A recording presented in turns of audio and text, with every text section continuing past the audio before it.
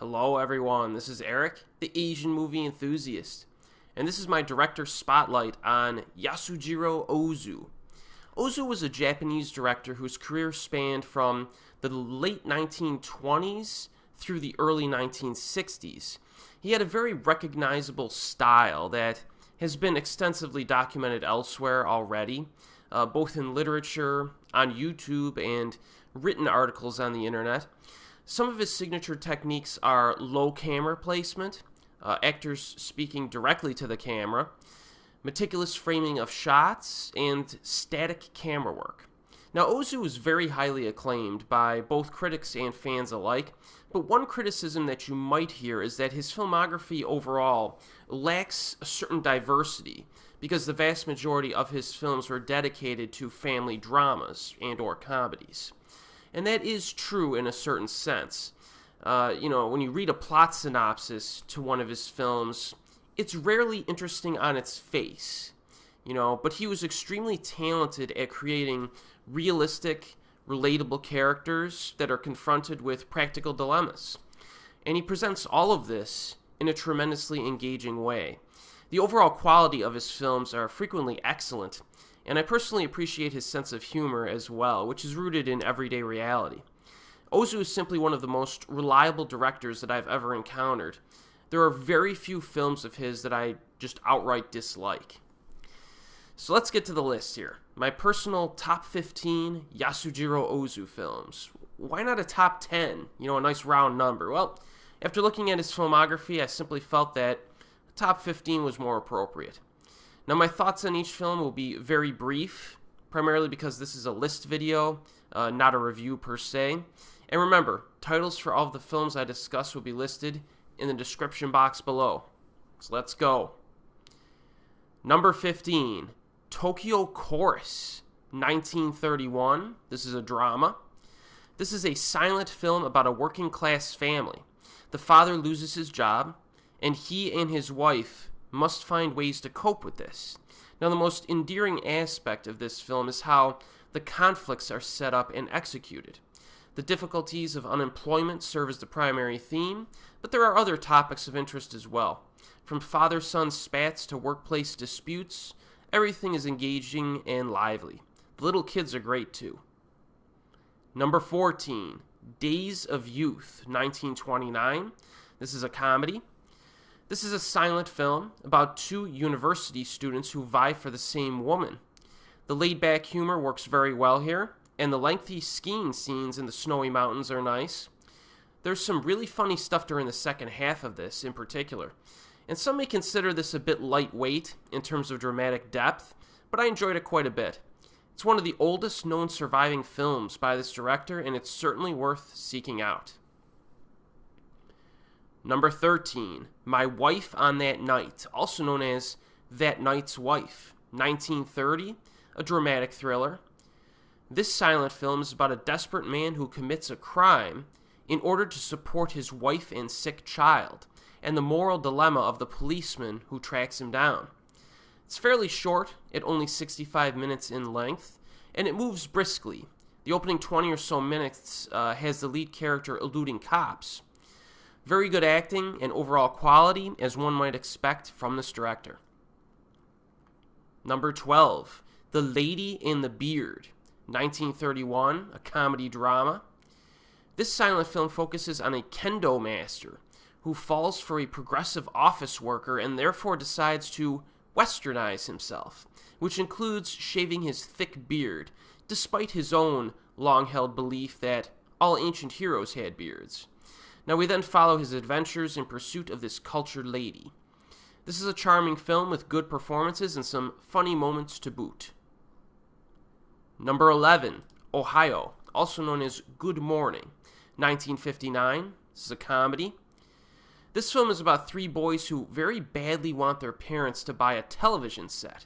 The youngest of the bunch, named Isamu, is quite hilarious here, and some of the strategies employed by these kids to accomplish their unflinching goal are entertaining, to say the least. Not the most complex of narratives, but Ozu's low-key style and focus on humanity make it far more interesting than you might expect. There are also many themes at play beneath the surface. Very entertaining stuff. Number 10, Floating Weeds from 1959. This is a drama. The head of a Japanese theater troupe returns to a small coastal town where he left his son, who now thinks that he is his uncle, and tries to make up for the lost time, but his current mistress grows jealous. Now, this is actually a remake of Ozu's own 1934 silent film. It starts off a bit on the slow side, but a strong conflict certainly develops here. Most of the main characters are not likable, which is quite rare for a film from this director. I felt like punching the old man in the face on a number of occasions, by the way, so it just gives you an idea of what we're dealing with here. Overall, a very solid effort that has an edge that you may not expect. Number 9, Dragnet Girl, 1933. This is a drama. This silent film is about a young gangster and his girlfriend who experience a change of heart when they meet a compassionate woman. Kinuyo Tanaka is outstanding as the spunky female lead. She exhibits a wide range of emotions flawlessly, lots of stylish camera movements, and attention-grabbing character interaction, too. Influenced by earlier gangster films from the West, this is another Ozu film that is a bit different from his norm. Number 8, Tokyo Twilight, 1957. This is a drama. This one is about a father who tries to help his daughters cope with their problems. Now, the two sisters find out the existence of their long-lost mother, but the younger one cannot take the truth of being abandoned as a child.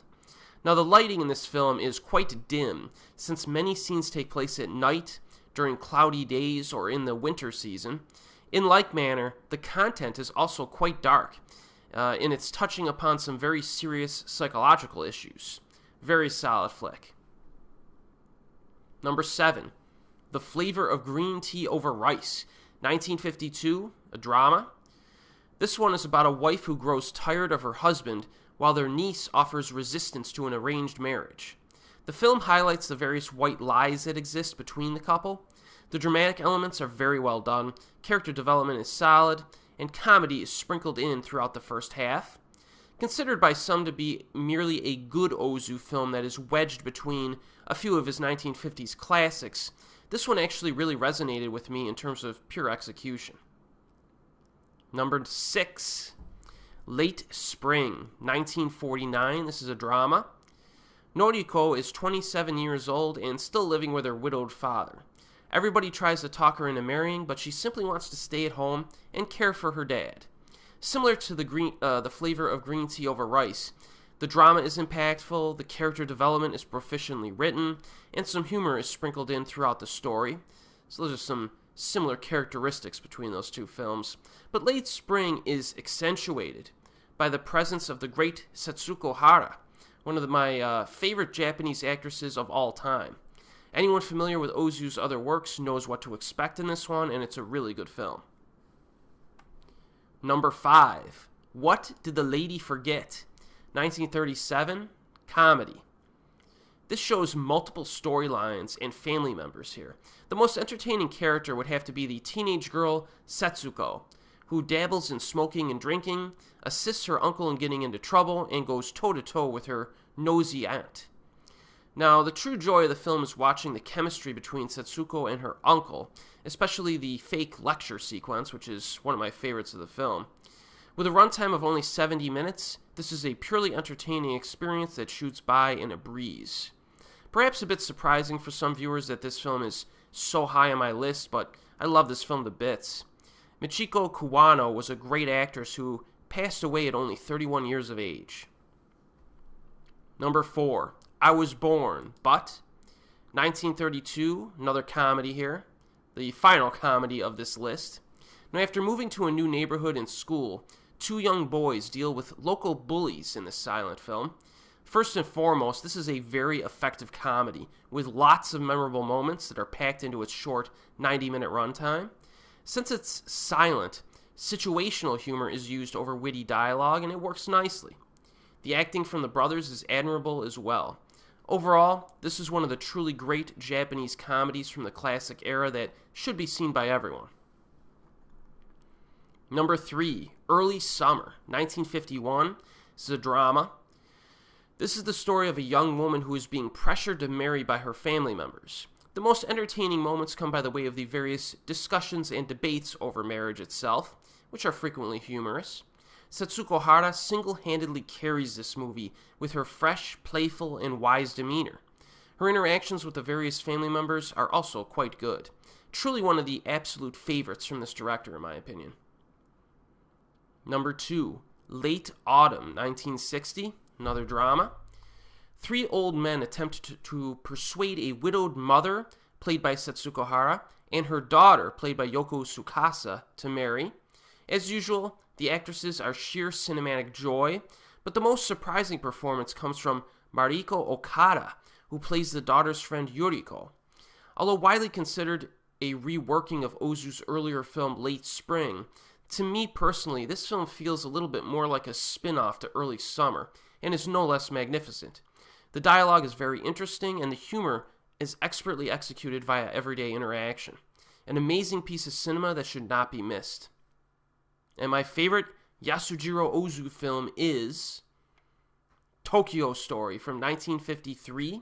This is a drama. This is about an elderly couple who visit their children in Tokyo, and as usual, the acting is well done all around, emphasizing a sense of realism and authenticity, but the show is stolen again by Setsuko Hara playing the daughter-in-law Noriko, who provides the selflessness that is contrasted with the selfishness of the blood relatives. And like most of Ozu's works, it is deliberately paced, but if the contrasting concepts of self-centeredness and altruism are kept in mind, it becomes obvious that this movie successfully builds upon those concepts throughout the entire runtime. This is the first Ozu film I ever saw, and I was blown away by the fact that I, a young man living in 21st century America, was able to relate to a fictional family that lived in 1953 Japan. So those are my personal favorite Ozu films. I must say, however, that in some ways, I do enjoy Early Summer and Late Autumn a bit more than Tokyo Story in terms of pure entertainment value, maybe because the comedic aspects are accentuated a little bit more in those films. But Tokyo Story likely has a little bit more depth than those other two, which is one of the reasons why I put it at number 1. I did have to think about it, though. And if I watched all of these movies again, I'm sure the ordering of the list would change at various points. But in any case, I hope that this list can provide some recommendations for those who are unfamiliar with this director. And if you've seen some of his films already, tell me some of your favorites in the comments section below. And as always, we will see you next time.